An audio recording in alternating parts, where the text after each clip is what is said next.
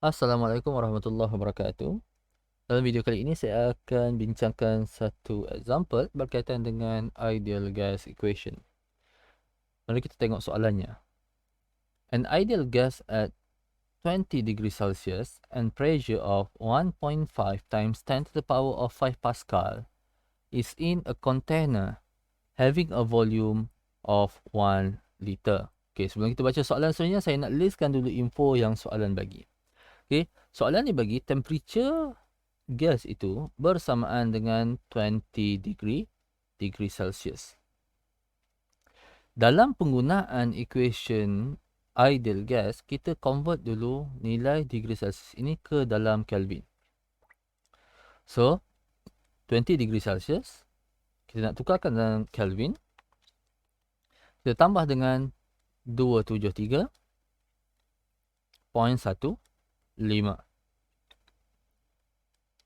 So, maksudnya temperature yang diberi oleh soalan ini dalam Kelvin adalah 293.15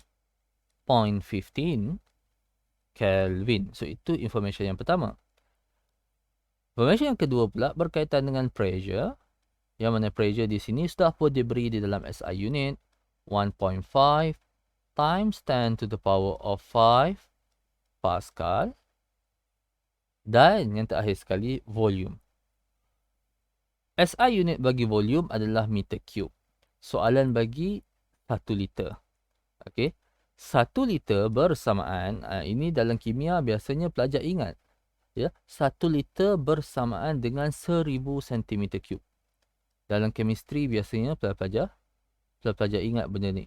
Okey, tetapi kita nak dalam meter cube. Okey, so maksudnya 1000 cm. Okey, meter cube. Okey, cm tu pun cube juga. Okey, so maksudnya volume 1 liter bersamaan dengan 1 times 10 to the power of -3 meter cube.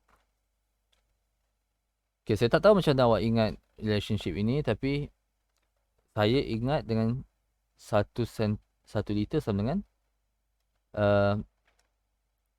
1000 cm3. So itu kena tahu dalam SI unit ketiga-tiga kuantiti ini. Baik. Jadi kita nak jawab soalan A, dia minta determine the number of mole of gas in the container. Number of mole is, simbol dia adalah N. Okay, so we apply equation of ideal gas. PV is equal to N times R times T. Ingat, nilai R yang digunakan dalam subjek fizik sudah pun diberikan di dalam senarai rumus, which is equal to 8.31. Unitnya adalah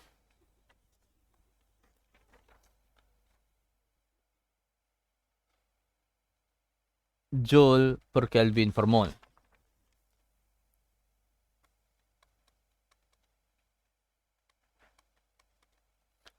Okay, so kita masukkan semua information. Kita nak cari N.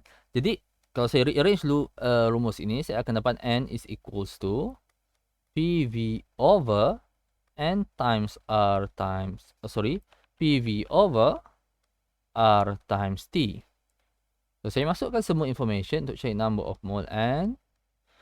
Kita akan dapat 1.5 times 10 to the power of 5 Pascal times volume 1 times 10 to the power of -3 meter cube divided by R is 8.31 Joule per Kelvin per mole times temperature, which is equal to 293.15 Kelvin. Okay, tekan kalkulator dan cek sama ada jawapan yang saya berikan betul ataupun tidak.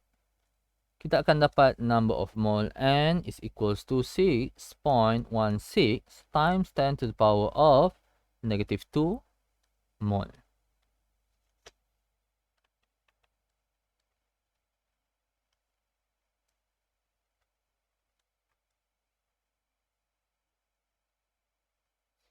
Okay, itu untuk soalan A.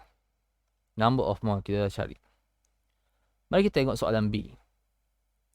Soalan B kata, the gas pushes against a piston, expanding twice its original volume.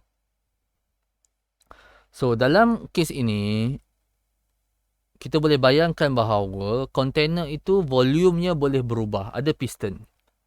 Okay. Dan gas itu tolak piston tu menyebabkan volume dia jadi double.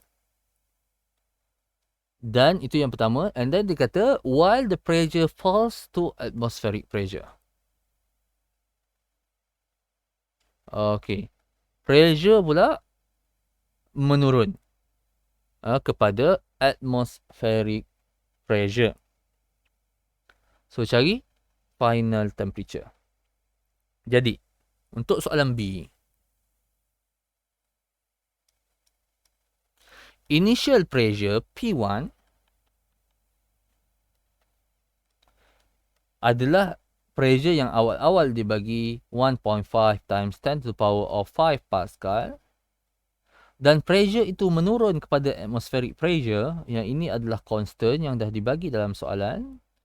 1.013 times 10 to the power of 5 Pascal. Okay, sila rujuk dalam list of constant yang soalan berikan dalam exam nanti. Volume yang kedua adalah 2 kali volume yang pertama. Okay, sebab soalan kata the gas expand to twice its original volume. So the final volume is twice the original volume V1. Okay, kita tak tahu V1 apa, kita tak tahu V2 apa, but that is the relationship. V2 sama dengan 2 V1. So, kita nak cari T2. Final temperature. Initial temperature sudah diberi awal-awal 293.15 Kelvin. Jadi di sini kita akan apply P1 V1 over T1 is equals to P2 V2 over T2.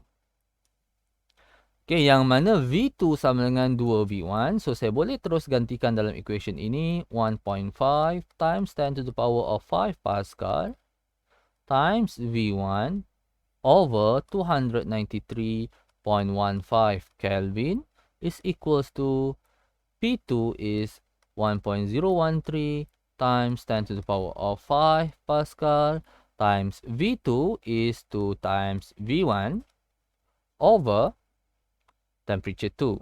Temperature yang kita nak cari. So, kita potong nilai V1 sebab itu sama kiri dan kanan. Ataupun multiply. Divide both side by V1. Dan kita boleh selesaikan equation ini untuk cari nilai temperature 2. Pause video, tekan calculator dan semak sama ada jawapan saya betul ataupun tidak. The final temperature adalah 395.95 Kelvin.